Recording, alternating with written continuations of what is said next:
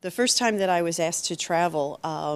and to come out of my comfort zone of Michigan and the Midwest in the United States, I was asked to travel to Banska Bystrica and talk about community foundation development with the Healthy Cities organization that was just in its startup phase at the time. And I remember that I was terrified. I really didn't know what it would be like to travel to another country where I wasn't sure if I was going to be able to cope with language issues and whether the work that I was doing in the United States was in any way applicable to what was going on in terms of new community philanthropy development in a country like Slovakia or a community like the Banska Bystrica. But what the TCFN provided for me was the network of individuals that gave me the support system to be knowledgeable about that entity and that country before I got there, to give me a support system while I was in the country to help me do the work. And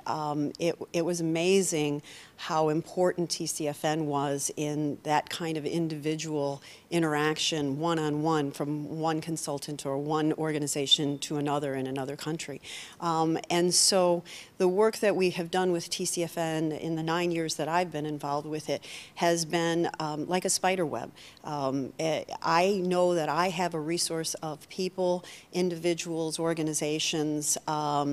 friends that I can rely on at any time when I'm traveling internationally, when I'm working with other networks, or when I'm working in Michigan with a community foundation in my geographic area that can help me and that can really provide me with opportunities that I never would have had without the TCFN network behind me.